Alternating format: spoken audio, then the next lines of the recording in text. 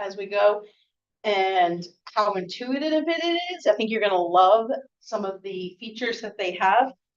And then we're going to talk about writing the executive summary.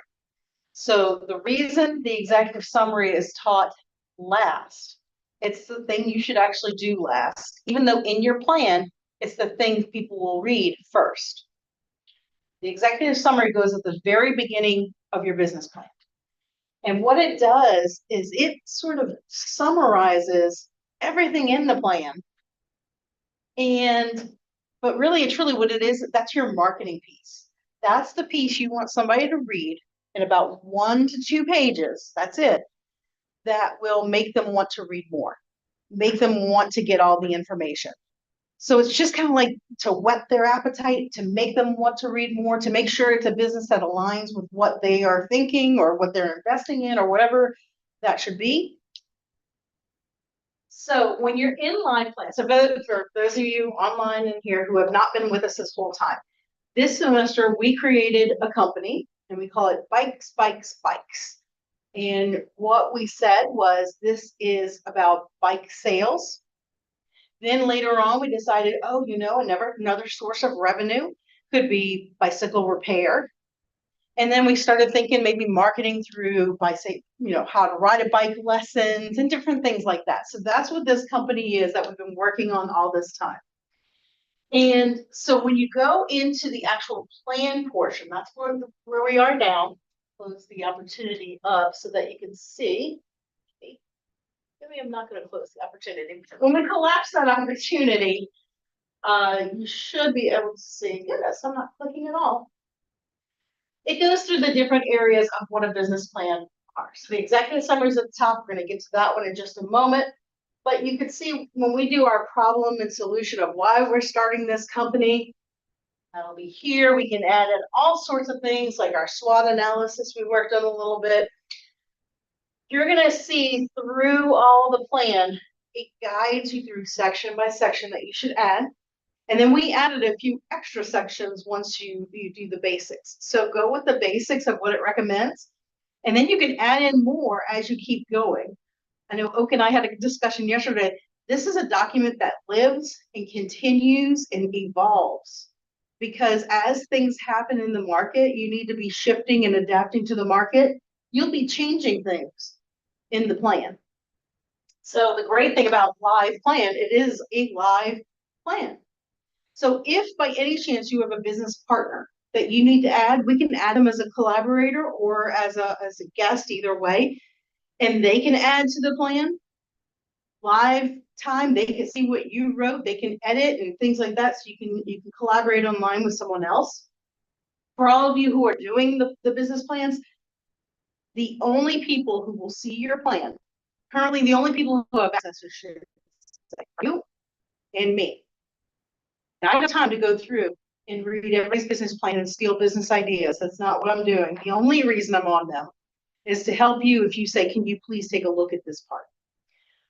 If you want me off of your plan at any point, let me know. I won't be offended and I'll take myself right off of your plan as well. It'll just be you on that plan. Okay. So that is what is in the plan section. We're going to jump right over now to the executive summary. Before we do, though, actually, I want to show you one fun thing, which is the industry data that they added here not too long ago. It was just about this semester. Once you have put your company in and what it does, AI helps a lot. But it relies on your input of content. If you put junk in, you're going to get junk out. What I like about the AI on this is that it allows you to focus on your content, not your wordsmithing and writing. That part can be taken care of. So now it's about you putting in your content. But once it starts to learn who you are and what kind of business you are, it'll recommend industry data for your business. So we ended up going with the sporting goods stores. That's sort of our niche market for this. Originally, it did have us in a different market. I'll have to see what it recommended. We could actually see a couple of options. But this part is fantastic because it's going to tell you in your industry, not the bike industry, your industry, what the industry-wide gross margin average is, some of the different benchmarks. It'll also tell you your industry outlook.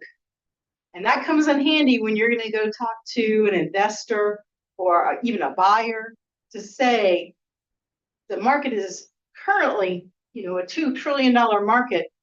That's a big market, but it looks like it's going to be expanding and growing over the next 5 years. Dr. Allison? Yes. Does it, if you're providing service, Mhm. does it give you suggested price points of offering your services or also your competition in the area of which you will be doing business? You're going to need to do a lot of the competition investigation. But things like the industry trends can tell you what's happening, what people are doing. You actually, it doesn't have a competition group yet, but it has a lot of information where you can gather some of your competition. Oak and I were talking yesterday. Do some searches on the internet, and you're going to be surprised if put your mind in your customers, get in your customer's mind, and enter your search that way.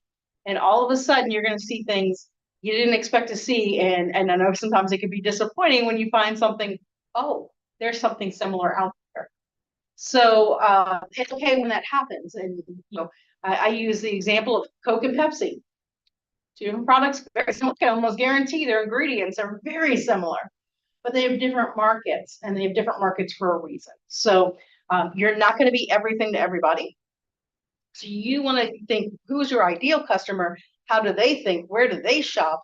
And then get in their mind when you're doing that search. Okay. But definitely look through all this information. I mean, it's so much information they give you.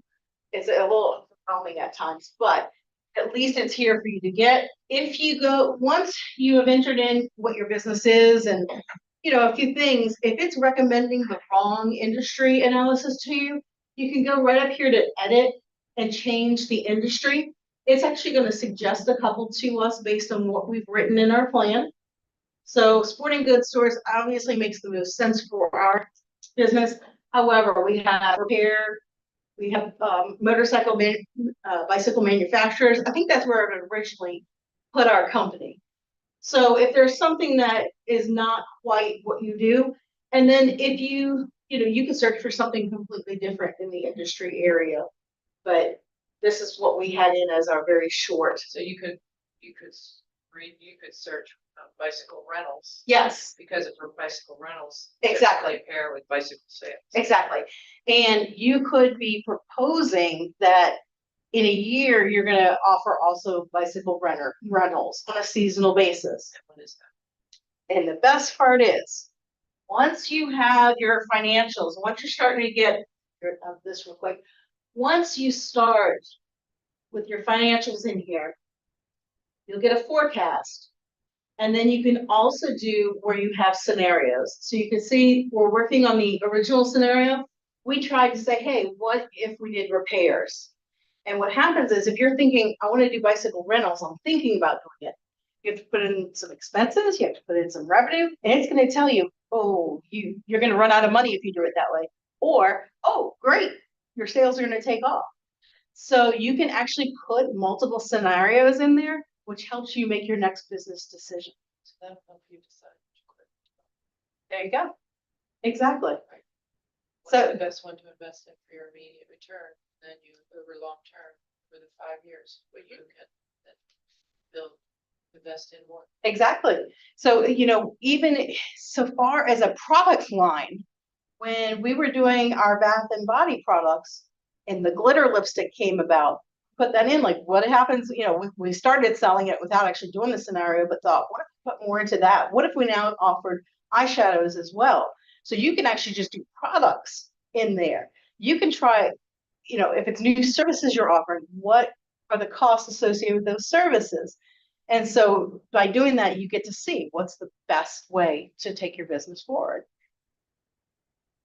So once you have your financials in, you'll be able to work with that a good bit and do those scenarios. Okay, so I think what we're gonna do is jump over to the executive summary and how that works. And so luckily you'll get to see some of the software AI as we do this portion if you haven't seen it yet. Anytime you enter a new section of Live Plan that you haven't done yet, it's gonna give you the directions. There's also a resource library over here to the side. Anytime you want to see, so at the beginning of a lot of sections, there's videos. Well, you can watch the video then or skip past it. If you want to go back at any point and watch that video, if you look in the bottom right-hand corner, you're going to see Live Plan Learning, and they have a video library of resources for you. Also over there, you're going to find sample business plans from other businesses in your industry. So if you want to see what they're writing about, those are just samples. They're not real. It won't have, it may have suggested price points. So when we go into the executive summary is literally a summary of all your other sections. Let's go ahead and say, well, we have been working on our plan, our business plan, so we're ready to write it. So we're going to hit this green start summary. Now this is a new feature, and when we went to conference last week, some of the software representatives were there. They said, have you seen now how the instructions change based on your business? So your instructions are going to be different than our instructions on what to put in this section. What the instructions do is they tell you maybe some questions you might want to ask yourself, things you're going to answer. So for example, we want to put this into our plan. We want to put, what is the problem we're solving for? How does it stand out from others? We're consolidating all those sections of our plan here. It even gave us a little bit of guidance of avoiding technical jargon. Let's try this again, jargon. You want to be able to read it, and so it'll give you some examples. Now, we get down to our section where it's time for us to write. Writing may not be your strong point. Like I said, I want you to focus on content, not writing. Okay? So we're going to use this Live Plan Assistant. And we're going to say, go ahead and help me write. Because we have written such a comprehensive plan, it literally just summarized it for us. Isn't it amazing? Now, when we were at conference, I remember hearing, we sat through a session on AI, and there are educators who are against AI, and like I said, for me, I feel like it allows the entrepreneur to focus on what they need to focus on rather than the writing. But what did they say? 67% of people generate the AI and never read it. And just, whether it's a student, they just hand it in or post it to your website. What's there? There's probably going to be a few things you need to edit. But what a great start to getting this done, right? So as you can see, it has summarized everything for us because we have this in the plan. This is why you wait to the end to do this. Okay. Now, if I say, okay, great, I like it, I'm going to insert it in my plan. If I don't like it, I can regenerate it. I'm going to insert it in my plan for now, because I want to now show you I could rewrite it in a bunch of ways. Once you have something in there, let's say you wrote a paragraph, but you want it more professional or persuasive. You can go ahead and say, rewrite it in a professional tone form, and it'll do that. So if you've written out an entire section, so some of you are entrepreneurs that have been in business for a little while or have been thinking about this a long time, you may have a business plan already written. You can plug that into here, literally just kind of update it, make it into a different tone for you, help, a little bit of assistance. Okay. So how about I stop there for a moment and see if there's any questions here or online. I see smiling faces, so that's good. Like you're like excited to use it. So it's such an incredible tool. It really is. I mean, and it's so comprehensive, and obviously it's a living, breathing thing. So they're gonna keep adding to it and growing and growing it. And Yes. It's just, The industry data was a new thing they added this year for us. The changing of instructions is a very recent addition to their offering. But yes, it really does help you generate and regenerate what's needed. By the way, I can tell you, we could write a business plan start to finish in about 4 to 5 hours. We're going to prove that starting in January. I think remind me of my date, guys. Is it January 16th? 18th. January 18th. It's a Saturday. 9 a.m. We're going to get started. By 4 p.m. You'll have a complete business plan to lead for the day. And we will offer food along the way, so breakfast and lunch. Come in, focus, bring your, whatever you like to work on, whether it's a computer, whether it's a tablet. We do have tablets and computers available for use as well. But that's going to be an all-day workshop where we can get this business plan start to finish in one day. Okay, so what I'm going to do, because we have some time here for me to jump into the revenue part. We've already done a class on how to do the financials, but I think it never hurts to see more of how to do the financials, because that's the part that usually makes entrepreneurs cringe, scares them a bit, and they don't understand things. So let me show you how that section will work here. Okay, so in the planning part, we're going to go right into the financial plan. All you have to remember when you're working on your financial plan, financials, it's basic. You get money in called revenue. You have expenses, which is your money out. You need more revenue than expenses to make a profit. Okay. And I say it's simple, and sometimes you'll get overwhelmed with what should I do? What should my next product be? Should I buy this equipment? Will I have the money to help me sustain longer? All those things. Break it down to, if you find at any point your revenue, and you'll see when I'll show you the reports, you can see if you're going to end up hitting a snag money-wise at some point. When you see that, don't panic. All you have to do is think, how do I do one of two things? Get more revenue or decrease the expenses. That's it. You always, and so if things start getting out of whack, just think, how do I do one of those two things? And that's where you can come up with the scenarios of increasing your money that way. So if you look, the revenue section, right now we have bike sales. Actually, good. We can go ahead and put a revenue stream in right now. And we're going to say this is bike repair. So this is going to be a service-based. The great thing about this software, it doesn't matter if you're a service-based company or if you're a product-based company. It works the same way. So we're going to go ahead and enter that, and we're going to go and add these details. So bike repair, we're going to go ahead and say that this is done through billable hours because it's a service we're providing. It could be unit sales. So if you have a product, you're going to go by unit sales. If you have a service, you're probably looking at billable hours. If you have a subscription model, that's where you get recurring charges. And if you have something where it makes sense for you to say, I get $10,000 at a time to do this job, that's where you might want to do revenue only. So if it's not going to be based on a period of time, so if it's a contract maybe, and you get a one-time, if you say you get a company to sign up for your service, they're going to pay you $10,000 you do the service, doesn't matter how long it took you, that's when you're going to use that. Okay, so we're going to go ahead and make this a billable hour service. Let me just show you real quick. If you are unit sales, you're going to say how many units you're going to sell. If it is variable, if you think you're going to ramp up slowly, that's varying over time.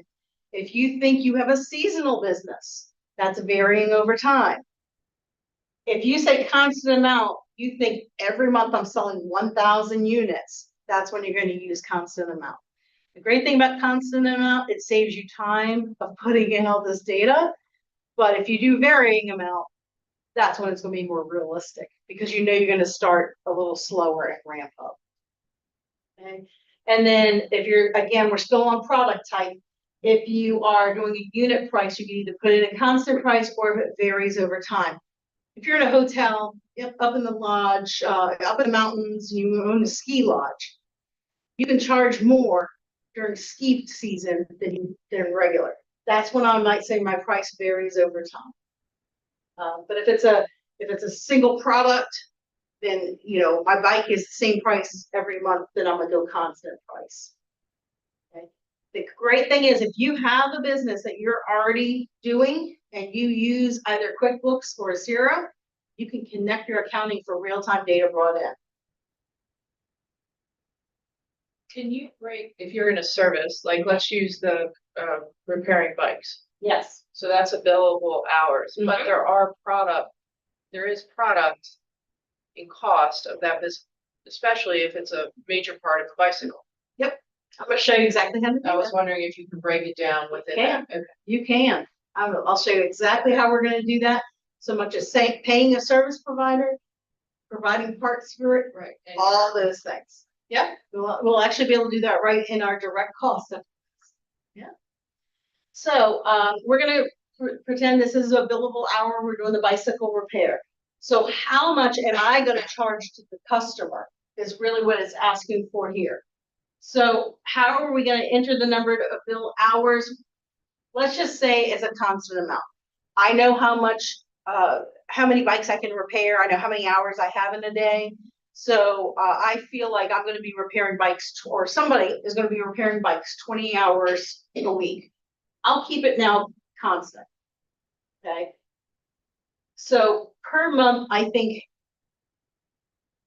yeah, per month, let's go ahead and do 80 hours a month is what we know we can take in starting. We're going to start this in January.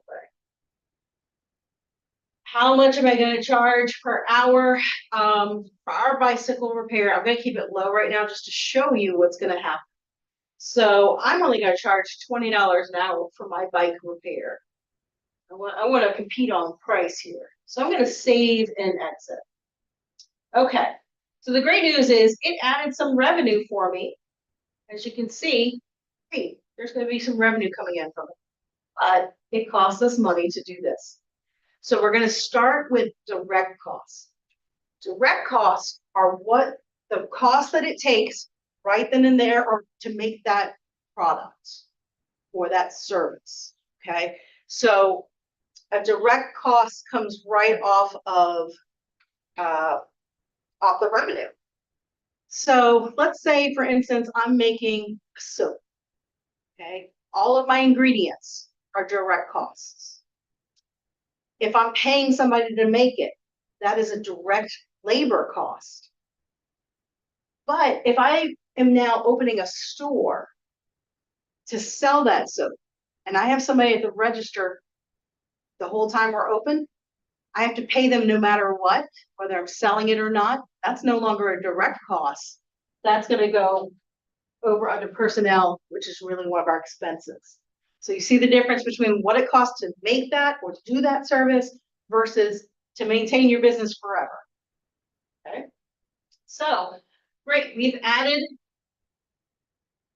the revenue. Now let's add a direct cost to this. So the first direct cost I'm going to say is, oh goodness, because it could be a million different parts, can't it? So let's say we're gonna make this one kind of easy. Just say parts. I know not all parts are the same, but now let's add some details. Now, it is a direct cost to one source of revenue. So we need to make sure that it's not a general cost, it's a direct cost to just doing the repairs. So that's where you're going to come in and choose that source of revenue so that it goes right in line with it. Okay, I'm going to say this could be, you know what we're going to make this? We're going to make this a percentage of the revenue stream. We're going to say that we allocate 25% of the revenue stream to parts. Now, if down the line things are getting crazy and we find that that's not the case, we may have to change it. I would think that the more parts we can change out, the higher your billable hours are going to go anyway. So You can do it along that, but we're gonna go ahead and say it's 25% of the revenue stream will go to the parts. Again, we don't wanna start this till. No, I'm gonna start it in October. We have to buy those parts now, right? So I'm gonna start it in October. Okay, save and exit. So now we have, and really we'll have to kind of start paying attention so we see how much revenue and how the expenses happen. So right now, we're still above board everywhere we go. It's showing we're fine. There's no red here. We don't see anything going bad on us. But now I want to add my direct labor. And we're going to call this repair person. This is going to be the person who actually does the repairs, and we have to pay them. So we're going to have this person as an individual. And they are direct labor. They're one of our employees. And it's going to be a constant amount. Okay. We're going to, actually, let's do, sorry, we're going to change it a little bit. We're going to do it as a percentage of the revenue stream again, because they only work when the bike needs to be repaired. Let's do it that way. So we're going to say, out of the bike repair, for right now, let's put it as 50%. They get 50% of pay there. Okay, we're still above board. Of course we are, because we're only paying them what? What did we say? Well, $20 is what we're charging the customer. If I said half of it, they're getting $10 an hour. I'm not going to get a very good repair person now, am I? And we have 25% parts. So all I'm making right now is 25%. I'm also paying my person only $10 an hour. There's a problem there. This is why you have to start thinking through, wait a minute, this isn't going to work. Okay, so let's go back in and we're going to go ahead and say, ooh, look at this. So let's change this. Let's figure out what we're doing here. We need to pay them a constant amount. Gosh, I'm going to hire them. We're going to hire them in December because we can't hire them right when we start. Hire them in December. Can't pay them $50 a month. No. So we said we're going to do about 80 hours. You know what? They require $22 an hour. Or let's just make it 20 and make it easy math in my head. Sorry. So we're talking now $1,600 a month, right? And then we're going to pay them. Let's go ahead and great, $1,600 a month. Oh gosh, yeah, they're going to need raises. Let's just go with a modest 3% raise. Okay. So if we save that, that's great. We're still showing, how in the world are we still showing okay on this? By now I would expect to see that we are having some real issues. Let me see. Oh, I do see. Do you see what's happening right here? It's flat line.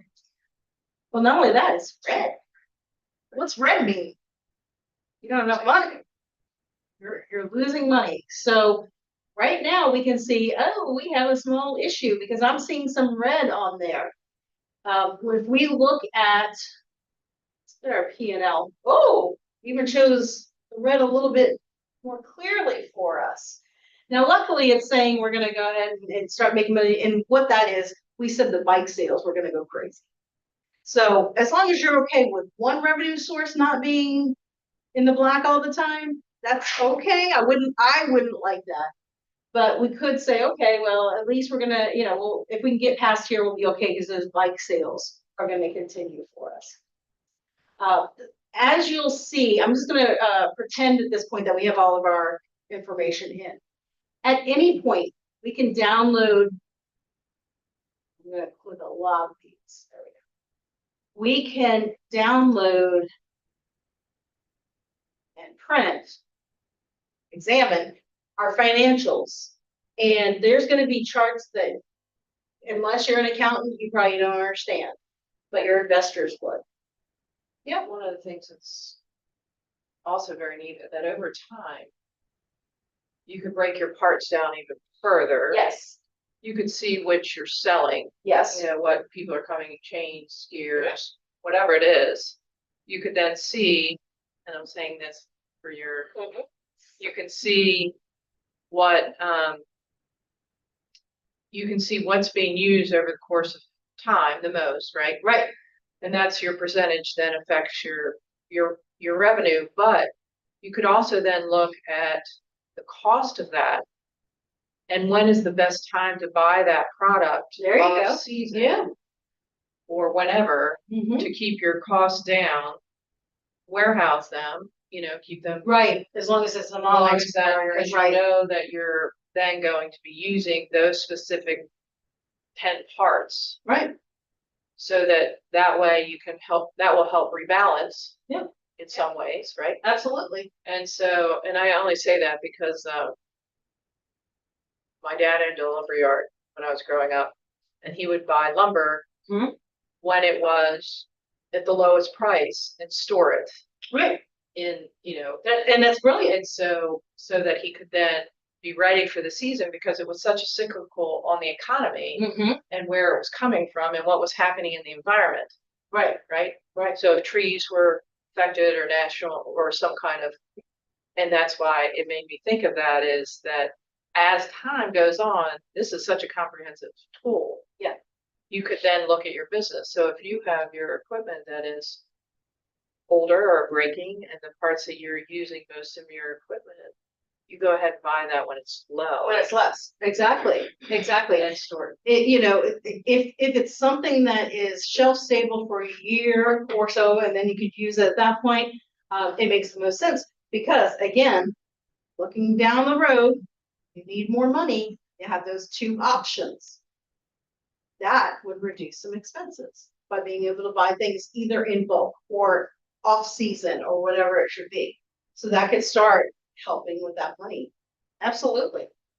So if we look, it went ahead and generated for us, let's see here.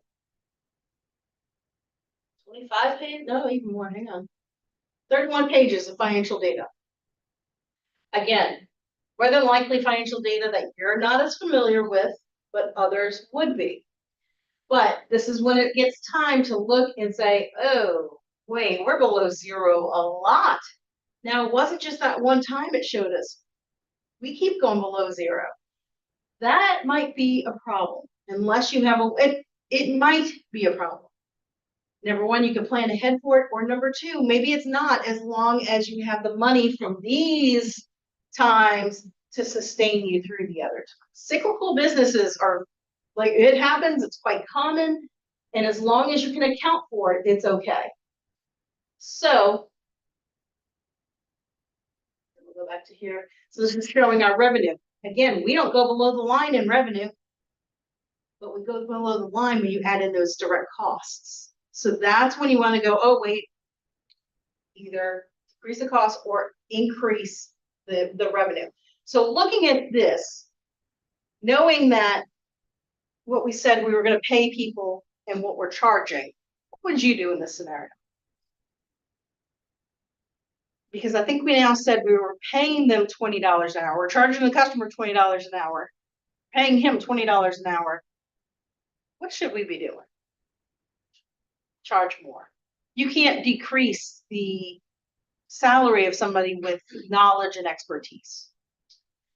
You need to value that, but then more importantly, you need to value your business and your providing of the service. One of the things, you talked about price point. One of the things I always had a hard time doing was selling my products. And I don't know why it's so hard for me to go up to a friend or family and charge them the exact same thing that product is worth.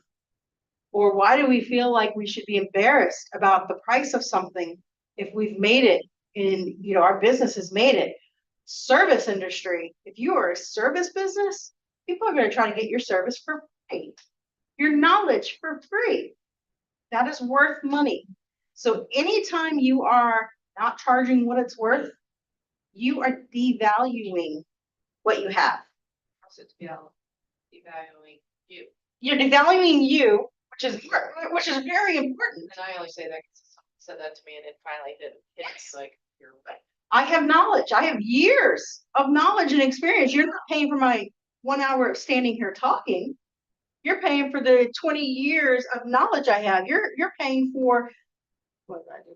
9, 10 years of postgraduate, higher education. None of that was free to me. I didn't get a discount on that. Why would I give a discount on my service? So if you have a service business, you really have to be strict and stern sometimes. If you make a product, people are going to say, can you give me a little bit of that? It's okay to sample, especially if it's going to help your business. It's okay to give one free short seminar, as long as you guide them to sign up for more. Okay, so when it comes to pricing, you need to put it on paper, because then that takes the emotion out of your pricing. That takes what would you pay somebody else? If you got sick and somebody else had to give the service, somebody else had to make the product, you have to pay them. So you might as well factor it in now. Dr. Allison, also, if you looked at those numbers Mm-hmm. and you had the sales, other part of your business, right? Yes. The bicycle sales, Yes. that's the other part of this business. I would also then start to look at, I think, I would look at, okay, this is losing me money or flatlining. Is this a service I still want to offer? Or do I want to use it and let it be sacrificial lamb? Right. Because it's bringing people in that their bicycles are old and they're buying a new bicycle at a much higher price point than I may be making money on. You realize that's why auto dealers want you to do your oil changes there. Right. Because while you're there getting your car worked on, you're in this, oh, look at all the new cars. So here's the new model. And then, if you start kind of looking around, somebody's going to come over and say, oh, your car, it's going to be a little bit longer. Oh, I see you notice this. This one can go 8,000 miles rather than coming in here for 3,000 miles. Or when I was starting to drive, used cars were a whole different ball game than they are now, and they were kind of almost separate sales, separate companies. Yes, yes. But now they make more money on used cars than they do on new cars. So then now they have two areas to guide you to. True. And make more money that way. And then with the used cars, sell them a service plan so that, because it's going to break down. They'll be back within the lifespan of whatever car they're selling, if you treat them well. So that service that you provide, like you said, could be the sacrificial lamb.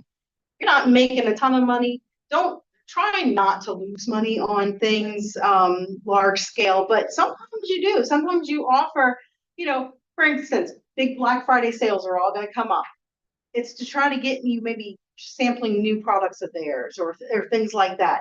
It's okay sometimes to lose some money over the grand scheme if there's a plan for getting that money back.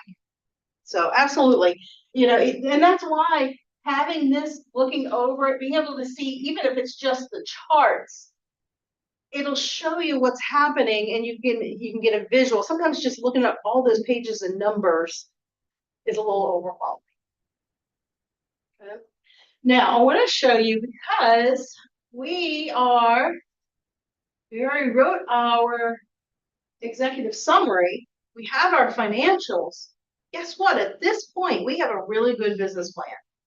So I want to show you now, if we go to download and print, what your options are. Because now you're ready to show the world. So you can do it as a PDF, and you can do it as a Word document. If you think you're going to want to edit it outside of the system for some reason, you can always do that. But let's take a look. You can choose a bunch of different things. We can upload a logo. We can add a different style to it. So let's say now, I'm feeling, I want it to be kind of bright and fun. Let's go ahead with this style instead now. So I'm going to save and close that. This area where it says setup has a lot of things that you do want to take a look at. Number one is the chapters.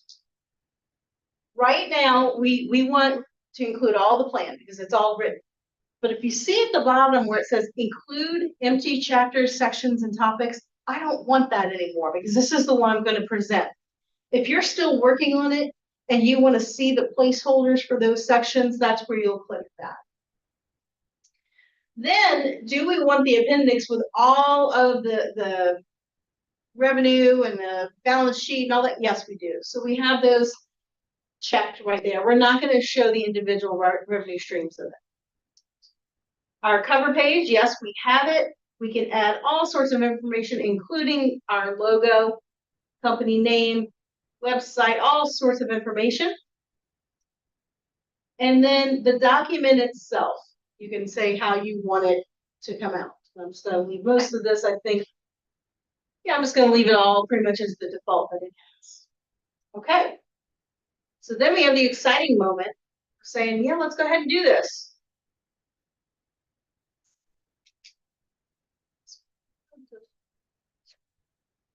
Saying it's an exciting moment, it doesn't seem to want to go to the next screen for us. You see it? Thank you. This is why I have Kevin in the back sometimes to just say, you've done this 100 times. He's seen it 100 times, so he knew where to go. Okay, so we're gonna go ahead and do it as a PDF. Thank you. All right, when we open it now as a PDF, our business plan, goodness gracious, quite long, as you can see. Most of it's financials, though. If you scroll through, you'll see a lot of financials. But let's take a look. I would be proud to bring this to an investor. I'd be proud to bring this to a bank. We have our executive summary up front, and then it goes into all the detail that they're going to read because they read that executive summary and they want to further. So you can see when I say it's a living and breathing document, when you get into the marketing section, that should never be complete because there's new things evolving all the time. I just learned from one of our student assistants yesterday about a new software to bring all your social media together. I don't remember what the name of it is at this moment, but it was great for, you can now have one code for all of your information in one spot. So things change constantly, and that's why you're going to have this here. And then it goes into the financial plan. Now we can show it to investors. So do you have questions about any part of doing this? It's a great tool. I promise you, I am one of the biggest fans of it. When we went to the conference and there were representatives, we walked up to the table. There were a couple of people looking like, I don't know if we need this. And we started talking about how we use it. And I hopefully we made the sale for them. It's great software. No questions and no questions online, Kevin? Okay. Well, with that, we'll do, if you're online watching and you need to get a live plan license, go ahead and email us at cei@umes.edu and we can go ahead and get that for you. And for the people who are here in person, what we'll do is we'll go ahead and stop the educational part of this and we can get you guys signed